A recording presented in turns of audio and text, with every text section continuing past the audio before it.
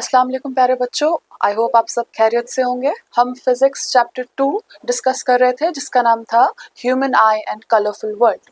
आज हम इस चैप्टर को वाइंड अप करेंगे और हमारे पास है बोर्ड के कुछ फ्रीक्वेंटली आस्क्ड एमसीक्यूज और 1 मार्क क्वेश्चंस जिसमें रीजनिंग वगैरह है। तो just 1 mark and 2 mark questions जो आपके बोर्ड पेपर्स में पूछे गए हैं उनको एक बार साथ में डिस्कस करेंगे। आप भी जब क्वेश्चन देखें तो आप पहले खुद सॉल्व करने की कोशिश करें and then you go for the answers. ठीक है, तो ये बोर्ड स्पेशल रहेगा आपके सेशन के लिए। पहला question, The lens system of human eye forms an image on a light sensitive screen which is called as। human eye के अंदर स्क्रीन के जैसा काम करने वाला लाइट सेंसिटिव यानी कि जिसमें रॉड्स एंड कोन्स है, इन ऑप्शंस में से कौन सा है? Obviously it is retina. तो रेटिना जो है हमारा ह्यूमन आई में बिल्कुल स्क्रीन के जैसे काम करता है और उसमें रॉड्स एंड कोन्स होते हैं, तो वो लाइट सेंसिटिव होता है और उसी के ऊपर इमेज बनती है। Okay, simple. ये पूछा गया 2024 में। यहाँ आपको ईयर वाइज डिस्ट्रीब्यूशन दिख जाएगा कि कौन से ईयर में ये क्वेश्चंस पूछे गए हैं। Okay, question number 2, in human eye the part which allows light to enter into the eye is। see now this is one confusing question जो बच्चों को कंफ्यूज करता है, बिकॉज जब हम थियोरी वाला पार्ट पढ़ रहे थे ना, तब मैंने बताया था कि कैसे प्यूपिल डायलेट करता है और कॉन्स्ट्रिक्ट करता है और ये कराता है आपका जो इर्द गिर्द इसका आइरिस होता है। लेकिन हम बात कर रहे हैं लाइट एंटर होने की।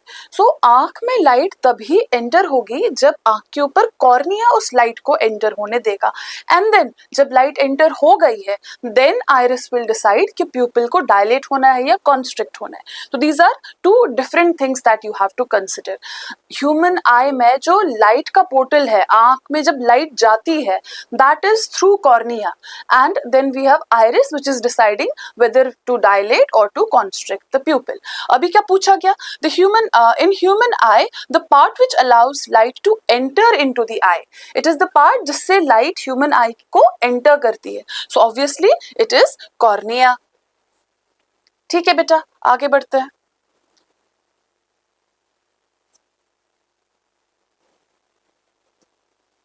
A person suffering from cataract, मैंने आपको बताया था कैटरैक्ट के ऊपर एक क्लाउडी आई के ऊपर एक लेयर चढ़ जाती है, मोर लाइक ओपेक लेयर, जिसकी वजह से इंसान देख नहीं पाता and there are no lenses जो आपको हेल्प कर सकते हैं। You have to go for surgery for such eye defects. तो ऑब्वियसली आपका आई लेंस जो है वो ओपैक यानी कि क्लाउडी हो गया है, जिसकी वजह से कैटरैक्ट हो गया है। इसमें आई बॉल का या सीलरी मसल्स का कोई रोल नहीं है और ना ही इसको कोई लेंस क्लियर कर सकता है।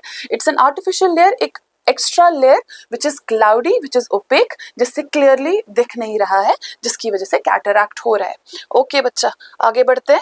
आप भी साथ में ही करेंगे एमसीक्यूज, मेरे आंसर का वेट ना करें, जस्ट डू इट योरसेल्फ।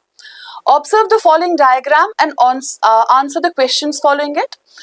आप पहले तो डायग्राम में देखें, तो डायग्राम से हमें यह दिख रहा है कि इमेज रेटिना से पहले बन रही है और हमें एक कॉनकेव लेंस का इस्तेमाल करना पड़ेगा ताकि इमेज जाके रेटिना पे बने, और कॉनकेव लेंस मायोपिया में इस्तेमाल होता है।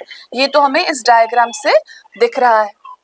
तो सबसे पहली चीज, identify the defect of vision shown. Defect है मायोपिया क्योंकि इमेज रेटिना से पहले बन रही है। लिस्टेड 2 कॉजेस, मायोपिया के 2 मेन कॉजेस हैं कि जो आई बॉल है वो इलोंगेट हो गई है, जिस वजह से इमेज थोड़ी पहले बन रही है, और कर्वेचर बहुत ज्यादा बढ़ गया है कॉर्निया का, आई लेंस का, जिसकी वजह से मायोपिया हो रहा है। Name the lens used for the correction of this defect, और इस डिफेक्ट की करेक्शन के लिए जो लेंस इस्तेमाल होगा वो होगा कॉनकेव लेंस। ठीक है, आगे बढ़ते हैं।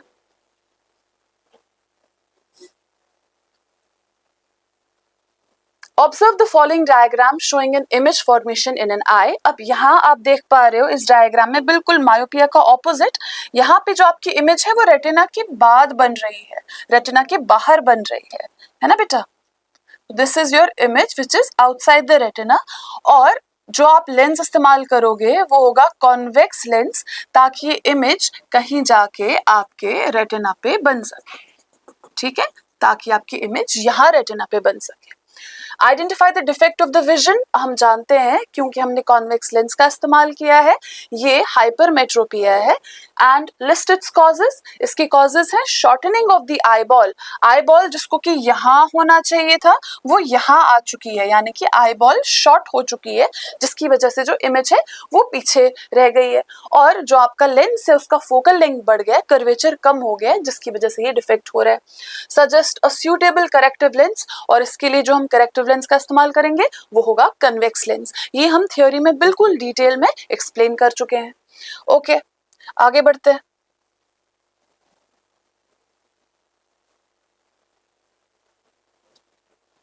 A student uses spectacles of focal length -2.5 metre, focal length negative में है, हाँ, और नेगेटिव फोकल लेंथ केव का होता है, मतलब कॉनकेव लेंस इस्तेमाल हुआ है, और कॉनकेव लेंस तब इस्तेमाल होता है जब मायोपिया होता है।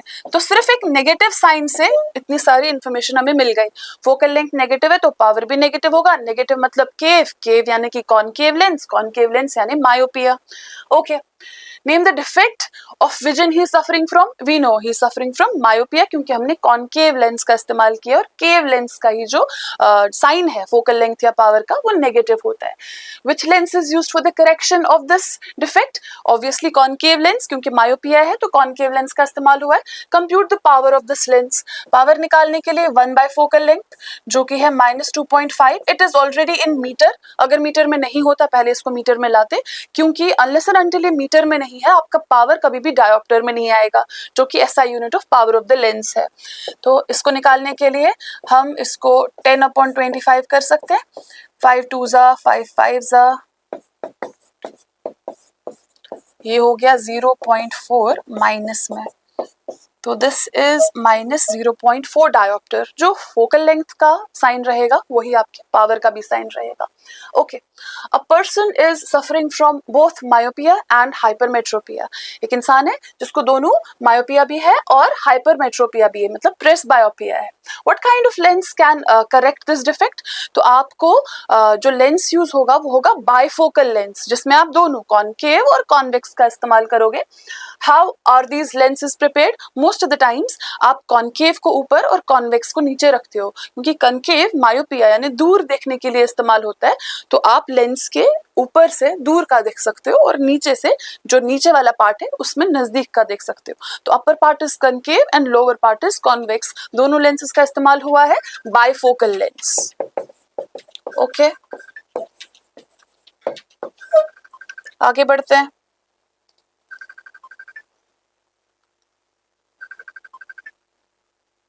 Assertion reasons: white light is dispersed by a glass prism into 7 colors, which is true.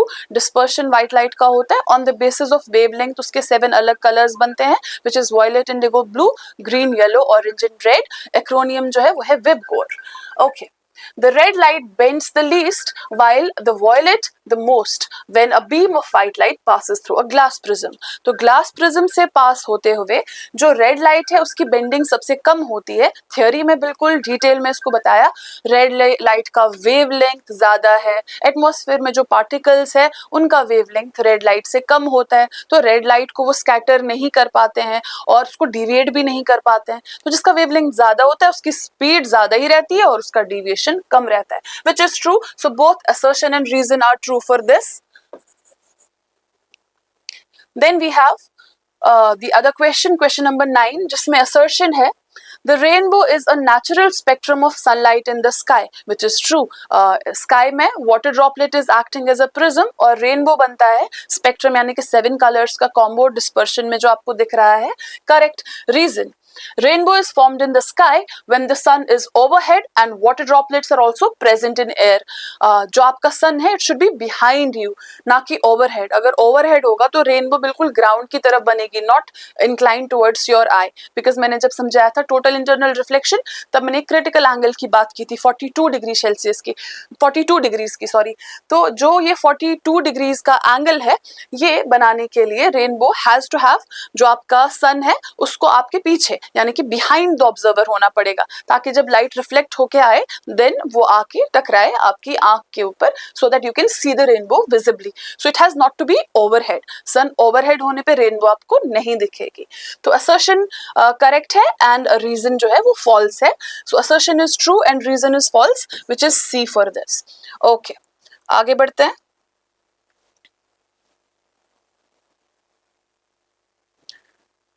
The white light entering a glass prism gets split into its constituent colors. It is observed that, एक बारी देख लेते हैं, जब आपके glass prism पे white light आती है, बेसिकली एक एंगल से आएगी, ये स्ट्रेट नहीं आएगी, ठीक है. तो ये एक एंगल बनाती हुई आ रही है, यहाँ से हल्का सा डिफ्लेक्ट होके ये आपको ऊपर रेड और नीचे वॉयलेट दिखता है. तो सबसे ज्यादा डेविएशन वॉयलेट की होती है और सबसे कम डेविएशन रेड की होती है. रेड का वेवलेंथ ज्यादा है, कितने भी पार्टिकल हो एटमॉस्फेयर में उसको टकरा नहीं पाते हैं, क्योंकि उसका वेवलेंथ काफी ज्यादा है than the particles in the atmosphere. अब क्या बोला है, the white light entering a glass prism gets split into constituent colours. Okay, split हो गया. It is observed that red light deviates the most. No, that's wrong. Red deviates the least. Okay, violet light deviates the least. Obviously wrong. Violet light deviates the most. Yellow light deviates more than blue light. Yellow light जो है blue light से ज्यादा deviate करती है, but yellow तो यहाँ red के पास में है तो इसका डिविएशन कम होगा. इधर जाते हुए डिविएशन बढ़ रहा है. जितना आप रेड से वॉलेट की तरफ जाओगे डिविएशन बढ़ेगा. Green light deviates more than orange light. Yes, green light का डिविएशन ऑरेंज लाइट से ज्यादा है. ऑरेंज लाइट काफी कम डिविएट करती है, जस्ट रेड से पहले आती है. तो option D for you. When a narrow beam of white light passes through a glass prism, it splits into its constituent colors, and this phenomena we know is called dispersion. Okay, इसमें ज़्यादा discuss करने की ज़रूरत नहीं है. This is asked in 2023 for 1 mark. Okay बेटा, आगे बढ़ते हैं.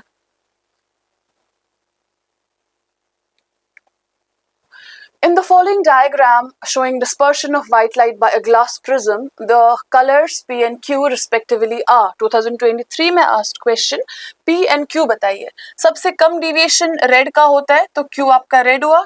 सबसे ज़्यादा deviation violet का होता है तो P आपका violet हुआ. तो P stands for violet and Q stands for red. So violet and red, option B. P and Q. P is for violet and Q is for red. Okay, which of the following is the correct reason for twinkling of stars? We know stars का twinkling atmospheric refraction पे depend करता है, जिसको कि हम theory lecture में बिल्कुल detail में समझा चुके हैं कि कैसे atmosphere towards the earth जाते हुए उसकी density बढ़ जाती है, और जितना हम ऊपर ऊपर जा रहे हैं उतना atmosphere की density कम होती है.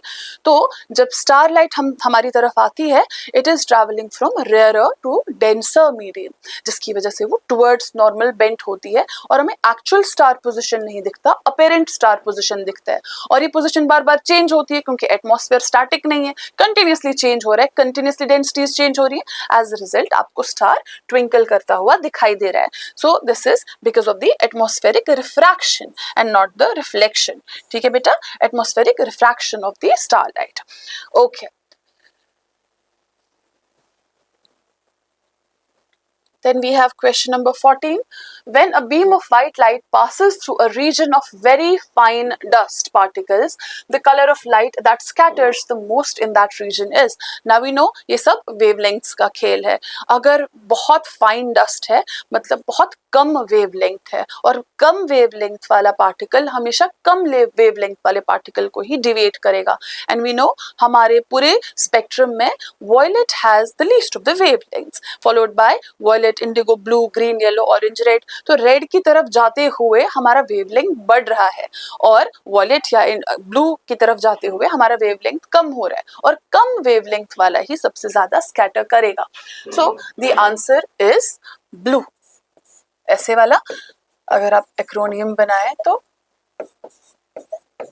इसका वेवलेंथ सबसे ज्यादा है और इधर जाते हुए आपका वेवलेंथ कम है, और जिसका वेवलेंथ कम होगा, जैसे ये आ रहा है आपका ऑप्शन, बाकी तो है येलो, रेड, ऑरेंज, वो तो यहाँ आपको इस रेंज में दिख रहे हैं. तो जितना आप नीचे जाओगे वेवलेंथ कम होगा, क्योंकि आपसे पूछा गया फाइन डस्ट पार्टिकल्स, वेवलेंथ यहाँ भी कम है, तो कम वेवलेंथ वाली जो आपकी लाइट का पार्ट होगा बस वही सबसे ज्यादा स्कैटर करेगा। Okay, question number 15, select the correct statement from the following. The size of the molecules of air is larger than the wavelength of visible light. अगर air के molecules का size आपकी visible light से ज़्यादा होता तो obviously सारी की सारी विजिबल लाइट जो है वो निकल जाती, प्रॉपर डिस्पर्शन मतलब आपका स्कैटरिंग नहीं हो पाता। स्कैटर तब होता है जब पार्टिकल साइज छोटा होता है और वो छोटा पार्टिकल साइज छोटी वेवलेंथ को स्कैटर करता है। अब पार्टिकल साइज बड़ा है तो वो छोटी वेवलेंथ को कैसे स्कैटर करेगा, तो ये पॉसिबल नहीं है क्योंकि हमें एटमॉस्फेयर में अलग अलग कलर्स दिख रहे हैं, मतलब स्कैटरिंग हो तो रही है। So this is not true. The blue light has a wavelength about 1.8 times greater than that of the red light. इसका उल्टा सही है क्योंकि red light का wavelength ज़्यादा है and approximately 1.8 times that of the blue light. लेकिन blue light का तो wavelength कम है. When sunlight passes through fine particles in the air, they scatter the blue color. Correct. Fine particles हैं तो कम wavelength वाली light को scatter करेंगे, which is obviously blue color. Correct. The light of red colour is scattered the most. No, red colour का wavelength बहुत ज्यादा है, इसलिए तो डेंजर साइन बोर्ड्स में हम रेड कलर का इस्तेमाल करते हैं क्योंकि फॉग स्मोक से ये बहुत कम स्कैटर करता है। ओके, तो आपका ऑप्शन है ऑप्शन सी।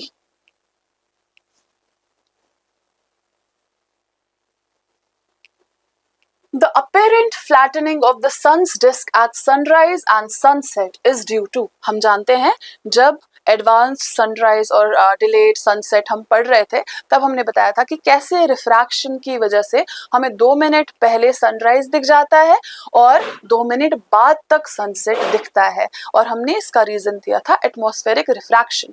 अब सन मोस्टली हम स्फेरिकल लेते हैं, लेकिन जब हम होराइजन के पास होते हैं तब सन का top and bottom equally refract नहीं करते। एज अ रिजल्ट जो बॉटम वाला फेस होता है उसका रिफ्रैक्शन थोड़ा ज्यादा होता है देन द टॉप वाला फेस, जिसकी वजह से क्या हो रहा है, आपको सन ऐसे सर्क्यूलर या स्फेरिकल नहीं दिख रहा है, हल्का सा पिचका हुआ दिख रहा है, फ्लैटेंड दिख रहा है at the ends.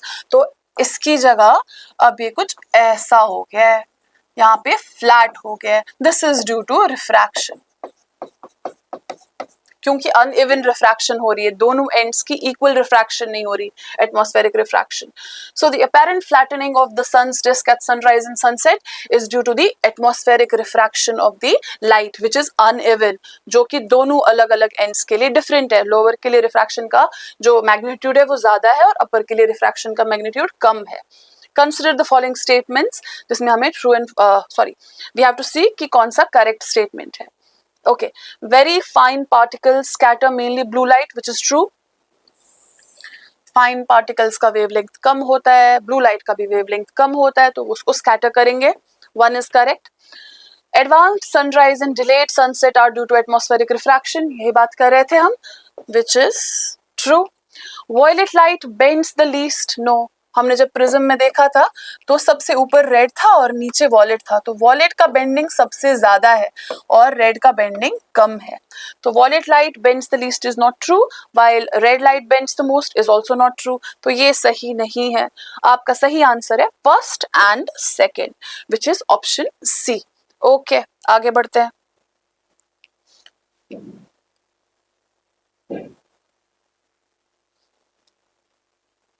Blue colour of clear sky is due to, हमने ये भी बिल्कुल डिटेल में पढ़ा कि कैसे क्लियर स्काई में जो आपका एटमॉस्फेयर है उसके अंदर छोटे छोटे पार्टिकल्स होते हैं जो कि लाइट की, ब्लू लाइट को बेसिकली जिसका वेवलेंथ उन पार्टिकल्स से मैच करता है उसको स्कैटर करते हैं, कुछ percentage of the blue light को स्कैटर करते हैं जिसकी वजह से हमें स्काई मोस्टली ब्लू दिखती है। तो this is because of the scattering of the light. The sky appears dark to passengers flying at very high altitudes because now we know अगर जितना भी आप एटमॉस्फेयर से फॉर एग्जांपल अर्थ की सरफेस से, फर्स्ट लेयर ऑफ एटमॉस्फेयर से जितना हम ऊपर जा रहे हैं उतना एयर जो है वो लेस डेंस है, यानी कि अब एयर बहुत कम है और डेंसिटी बहुत कम है। तो अगर आप बहुत हाइट पे फ्लाइट में हो और उस हाइट में अब एयर तो है, एटमॉस्फेयर तो है, लेकिन एयर का जो अमाउंट है वो बहुत कम है, तो स्कैटरिंग भी कम होगी। As a result world blue light इतना स्कैटर नहीं करेगा, तो आपको हल्का सा ब्लैकिश डार्क कलर दिख जाएगा। तो the sky appears dark to passengers flying at very high altitudes, जहाँ पे जो एयर है वो कम डेंस है अब, mainly because scattering of light is not enough at these Heights, which is true, क्योंकि इस हाइट पे एटमॉस्फेयर में अब एयर इतना बचा नहीं है कि वो स्कैटरिंग कर सके, तो स्कैटरिंग कम हो जाती है। एटमॉस्फेयर है तो एटमॉस्फेयर है, लेकिन एयर उसके अंदर कम है। The size of molecules is smaller, no the size of molecules is not smaller, the light gets scattered towards the earth. So आपका ऑप्शन है ऑप्शन ए कि जो आपका एटमॉस्फेयर है उसमें इतना एयर ही नहीं बच रहा स्कैटरिंग के लिए इतनी हाइट पे, क्योंकि आप बिल्कुल ही रेयरर मीडियम में जा चुके हो इतनी हाइट से। Okay, next.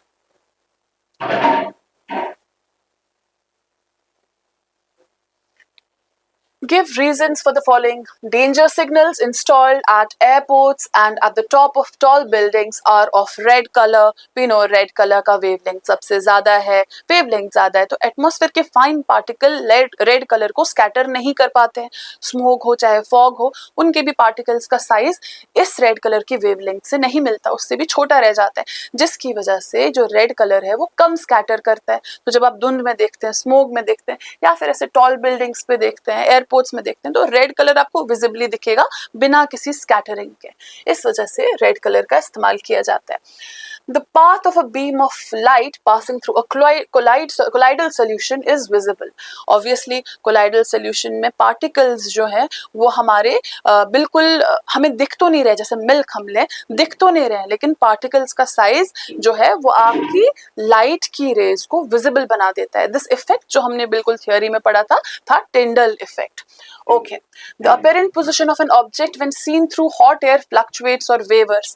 अगर आप say for example आपने एक bonfire जला लिया है और आप across आपके बिल्कुल opposite side पे एक दूसरा इंसान बैठा हुआ है और बीच में जो है bonfire है और air जो है वो hotter है, तो आपको वो इंसान flicker करता हुआ दिखाई देगा, exactly visible नहीं होगा, क्योंकि बार बार air जो है वो क्योंकि गर्म हो रही है आसपास की, तो वो lighter हो रही है, तो आपकी लाइट की रेज बार बार लाइटर टू मतलब rare to denser, denser to rare pass हो रही हैं, जिसकी वजह से डिविएट हो रही हैं, तो आपको जो है प्रॉपर नहीं दिख रहा है, फ्लक्चुएट करता हुआ दिखाई दे रहा है। State the relation between color of scattered light and the size of scattering particle. Okay, अगर size of scattering particle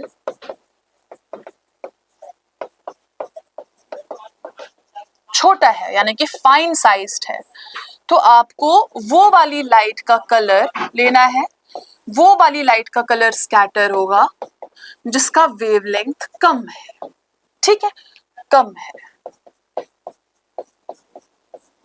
जैसे कि ब्लू। हमने भी बताया भी, अगर फाइन साइज्ड पार्टिकल है तो वो कम वेवलेंथ वाली लाइट रे को स्कैटर करेगा, और अगर पार्टिकल कोर्स है, बड़े हैं, तो ज्यादा वेवलेंथ वाली लाइट स्कैटर होगी। ठीक है, आगे बढ़ते हैं बेटा।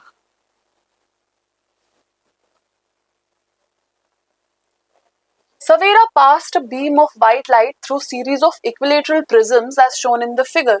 What colors will be seen on the screen? बार बार ऐसे प्रिज्म को अपराइट एंड इन्वर्टेड करके रखा हुआ है और हमें बताना है यहाँ स्क्रीन पे हमें कितने कलर्स दिखेंगे। तो जैसे क्योंकि व्हाइट लाइट है 7 कलर्स की बनी होगी, तो जैसे ही यहाँ से जाएगी तो यहाँ आपके वॉयलेट और रेड, ये 7 कलर यहाँ होंगे, और ये 7 कलर यहाँ से पास होते हुए सिंगल कलर व्हाइट कलर ले जाएंगे, और ये व्हाइट कलर यहाँ से पास होगा दोबारा 7 कलर्स में, जिसमें वॉयलेट नीचे होगा और रेड ऊपर होगा, तो आपको दिखेगा बेसिकली विबगॉयर, हाँ, violet, indigo, blue, green, yellow, orange, red. अब यहाँ तो 3 प्रिज्म्स है, मान लो 6 हो 7 हो, तो करेंगे कैसे? तो 2 प्रिज्म से इफेक्ट नलिफाई होगा ऑब्वियसली, तो हम ये 2 हटा के सीधा एक प्रिज्म को देखेंगे। जैसे यहाँ पे 5 होते तो तब भी यही होता, क्योंकि 2 और 2 दोबारा वो नलिफाई करता, तो 2 प्रिज्म्स, यानी कि अगर एक प्रिज्म जो है वो वेवगाइड बना रहा है, दूसरा दोबारा व्हाइट लाइट बनाएगा, तो जैसे अ पेयर ऑफ प्रिज्म आएगा, एक अपराइट और एक इन्वर्टेड, तो रिजल्ट आपका व्हाइट लाइट ही होगा। तो इसको ऐसे करके आप सॉल्व करें।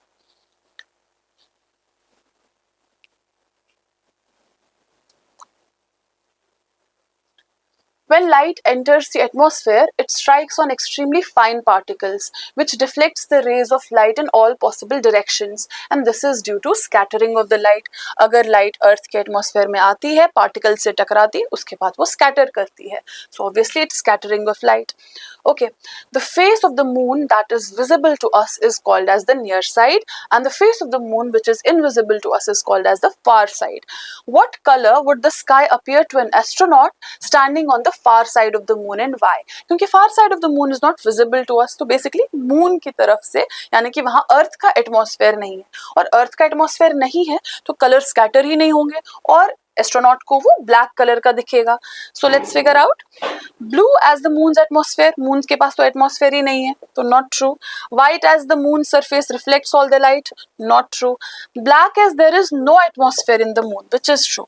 कि मून के पास तो एटमॉस्फेयर है ही नहीं, तो स्कैटर करने के लिए होगा ही नहीं एटमॉस्फेयर, तो स्कैटरिंग होगी नहीं, तो ऑप्शन सी होगा आपका ऑप्शन. देन नेक्स्ट,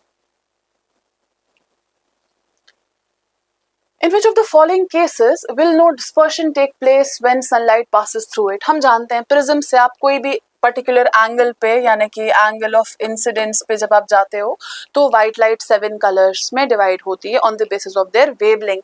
पर याद है आपको जब हमने स्लैब पढ़ा था तब हमने देखा था जो इंसिडेंट लाइट है, जो आपकी इमर्जेंट रे है, वो exactly parallel to incident ray निकलती है और वहाँ कोई डिस्पर्शन देखने को नहीं मिला था, लेटरल डिस्प्लेसमेंट जिसे आपने कहा था. तो obviously your slab will be the answer. बाकी हर जगह डिस्पर्शन प्रिज्म तो करता ही है. जो प्रिज्म नहीं है यहाँ पे, the option is glass slab, जहां पे इमर्जेंट रे बिल्कुल पैरेलल टू इंसिडेंट रे निकल रही है और लाइट का कोई डिस्पर्शन नहीं हो रहा है. सो ये कुछ क्वेश्चंस थे आपके MCQs and reasoning questions, 1 and 2 mark questions, जो इस चैप्टर में पिछले 4 या 5 साल से पूछे गए हैं. नेक्स्ट हमारा चैप्टर जो शुरू होगा वो होगा इलेक्ट्रिसिटी. ओके, टेक केयर, अल्लाह हाफिज.